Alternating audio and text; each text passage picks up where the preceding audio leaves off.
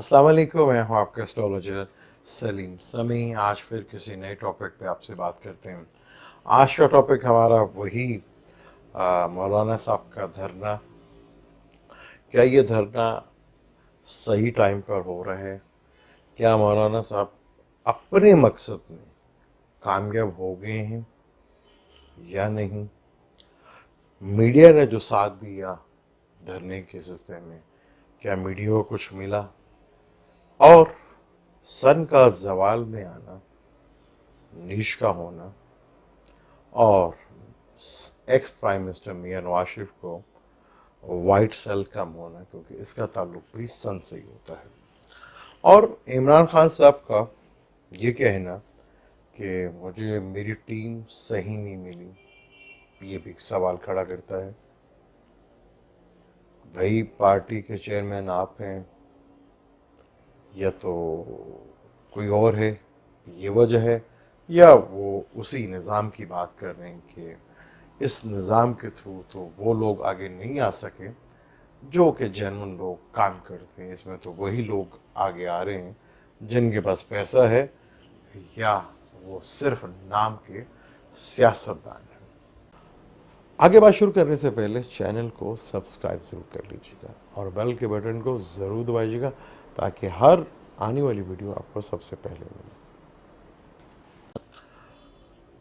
अब बात करते हैं कि मौलाना साहब का धरना और सन का लिब्रा में आना। जब 27 तारीख को ये धरना होगा और धरने में लगन जो पहला होगा वो तो लिब्रा का ही होगा। लिब्रा का मालिक ताले में बैठा होगा 29 डिग्रीज के ऊपर, बिल्कुल लास्ट डिग्रीज के ऊपर, और उसके 12वें घर में उनका 7वें का मालिक मार्स उधर बैठा हुआ है और मून भी उधर बैठा हुआ है, जो कि इस कुंडली में 10वें घर का मालिक है। और सैटर्न की पूरी नज़र होगी इसके ऊपर। अब मून के ऊपर सैटर्न की पूरी नज़र होना, पहले तो मार्स के साथ मून का कंजक्शन होगा तो बड़ा जोश और वलवला धरने के टाइम पे शायद वो आए एक दिन पहले, लेकिन जैसे सैटर्न के साथ कंजक्शन होगा या सैटर्न की पूरी नज़र उस पर पड़ेगी तो मायूसियाँ जो हैं वो बढ़ती चली जाएंगी।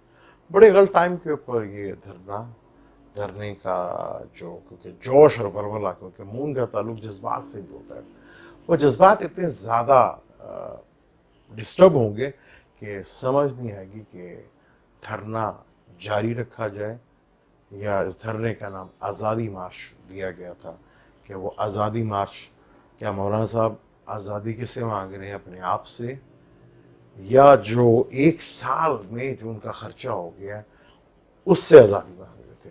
क्योंकि मौलाना साहब का मकसद तो पूरा, मैंने आपको पहले भी कहा था कि मार्स और सैटर्न का ये स्क्वायर पिछले 1 महीने से लगा हुआ है, ये वही फरेब धोखा जो सोचेंगे वो होगा ही नहीं। अब नॉर्मल टाइम होता है, अब बड़ी प्लानिंग करते हैं, लेकिन प्लानिंग के बावजूद आपकी चीज़ें होती नहीं। लेकिन मौलाना साहब ने इस वक्त तो बहुत खूबसूरत यूज़ किया 1 साल की जो एफर्ट्स थी उनके, कि ना कोई पावर ना कोई सीट, लेकिन पैसा बना लिया उन्होंने इस धरने में। इसमें वो कामयाब रहे, क्योंकि वही मैंने कहा था कि ये बड़ा ही फरेब और धोखे का टाइम है। अब अगर हुकूमत कुछ भी ना करे, मौलाना साहब को धरना करने दिया जाता, तो मौलाना साहब के लिए धरना करना ही एक अज़ाब बन जाएगा, एक बहुत बड़ी टेंशन बन जाएगी।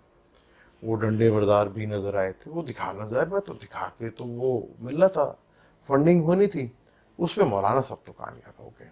अब क्या मीडिया को इसका कुछ मिला, या जो साथ वाली पार्टी थी उसको कोई बेनिफिट्स हुआ?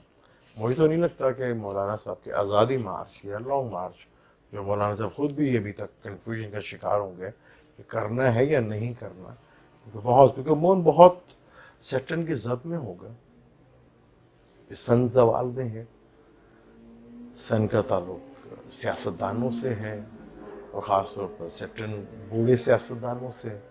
उनके लिए काफ़ी मुश्किल टाइम, क्योंकि सन जो है तो उसका ताल्लुक हार्ट से भी है, जॉइंट से भी होता है। और हमारे अक्सर अब देखें ex prime minister Nawaz Sharif के प्लेट जो है वो कम हो गए, वाइट सेल, क्योंकि सन का ताल्लुक वाइट सेल से होता है, वो कमी आ रही है। तो बड़ा ही मुश्किल टाइम है, जो ख़ास तौर पर जो हार्ट से रिलेटेड लोग हैं उनके लिए बड़ा मुश्किल टाइम है। प्लेटलेस का जो वाइट सेल है उससे भी उसका ताल्लुक है। अब मौलाना साहब तो अपने मकसद में कामयाब हो गए। इस धरने को जारी रखना मौलाना साहब के लिए बड़ा ही मुश्किल। हमारे यहाँ पे बड़ी एक अजीब सी सूरत हाल पैदा हो गई कि हम जिसे सियासतदान समझते हैं वो सियासतदान नहीं होते, जिन्हें हम मौलाना समझते हैं वो मौलाना नहीं होते, जिन्हें हम नजूमी समझते हैं वो नजूमी नहीं होते, जिन्हें हम दानिश्वर समझते हैं वो दानिश्वर नहीं होते, साहबी नहीं। तो जैसे एक मिसाल है ये घी जैसा।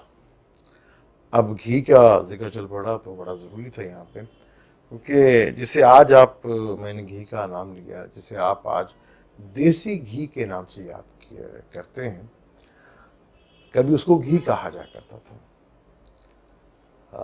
डालडा जब चला था तो डालडा हुआ करता था, उसे घी जैसा कहा करते थे। डालडा को भी ये घी जैसा है, घी नहीं है। बहुत अरसे के बाद बनास्पति लिखा गया। तो आज ये हमारे सारे सियासतदान, चाहे वो आलिम हैं या मौलाना हैं, वो घी जैसे हैं, घी नहीं है। घी तो जिसे आज हम बच्चे जानते भी नहीं कि देसी घी कोई चीज़ होती है कि नहीं, क्योंकि इतना कुछ झूठ सुन लिया, इतना डालडा या दूसरों का नाम सुन लिया, असल चीज़ की तो पहचान, बल्कि उसकी तो स्मेल, उसकी खुशबू जो है, स्मेल आती है, उससे उनकी तबीयत खराब होती है।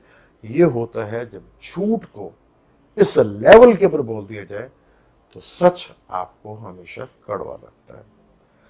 मैंने आपको देखा 1.5 महीना बहुत ही मुश्किल टाइम था फरेब और धोखे का।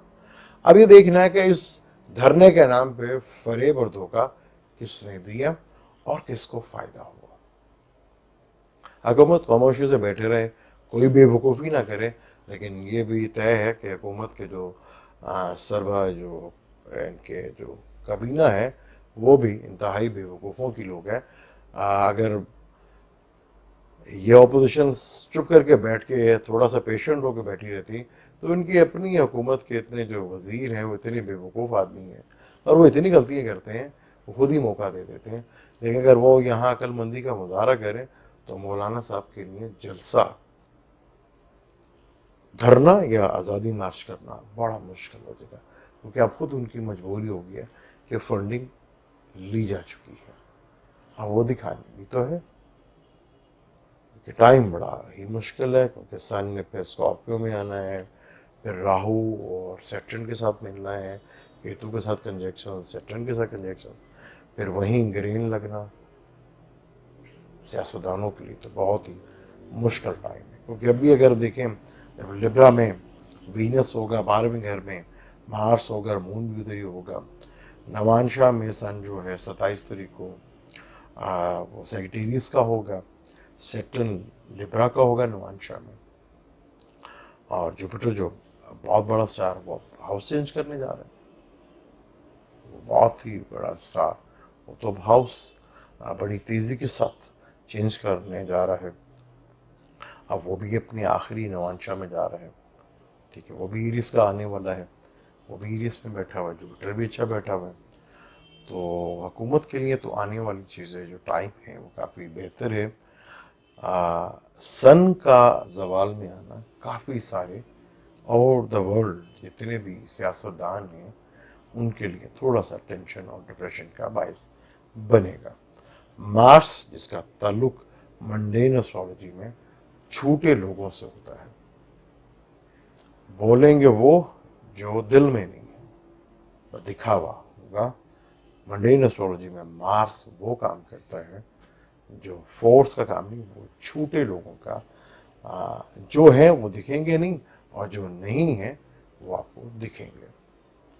जैसे मुंह में राम राम बगल में छुरी, ये मार्स का काम होता है। मार्स अभी भी सैटर्न के साथ बैठा हुआ है, वर्गो में बैठा हुआ है, दुश्मन के घर का बैठा हुआ है, दुश्मन के घर में बैठे। यहाँ पे मार्स को तकलीफ तो हो रही है, मौलाना साहब को फंडिंग लेने में काफ़ी मुश्किल तो आई, क्योंकि अगर देखें मौलाना फजल रहमान साहब का नाम से तो सेक्रेटेरियस बनते हैं, सैटर्न ताले में बैठा हुआ, केतु उधर बैठा हुआ, सोए बदनामी के और जो सीट मिलती थी, पावर मिलती थी 10वें घर को, सैटर्न देगा वो भी छीन ली, क्योंकि सेक्रेटेरियस लगन में सैटर्न जो है मेलिफिक होता है। अब वहीं पर राहु केतु आ गया, اس نے بھید کافی کھو دی مولانا صاحب کے لیے. کافی مشکلات تھی, لیکن جو 1 سال سے وہ پاور سے بھی دور تھے, لیکن فائنینشلی میٹرز کا انہوں نے حل ڈھونڈ لیا. وہ جوپیٹر آ رہا تھا تو وہ ایک اچھا انہوں نے پلاننگ کر کے یہ کام اچھا انہوں نے فائدہ, کیونکہ مرکری و وینس 11ویں گھر میں آ کے سیکٹریریس سے, تو فائنینشلی بینیفٹس تو مولانا صاحب کو ہوا. اسی ٹاپک کو آگے جاری رکھیں گے. میاں نواز شریف صاحب کو بھی پلیٹلیٹس کم ہوئے سن کی وجہ سے, بتایا تھا, کیا باقیوں کے لیے بھی ہے. لیکن اب مجھے دیں اجازت, پھر کسی نئے ٹاپک پہ آپ سے کریں گے بات. لیکن جانے سے پہلے چینل کو سبسکرائب ضرور کر لیجیے گا, اور بیل کے بٹن کو ضرور دبا لیجیے گا, اور ویڈیو کو شیئر بھی کیجیے گا اگر آپ سمجھتے ہیں تو. اللہ حافظ.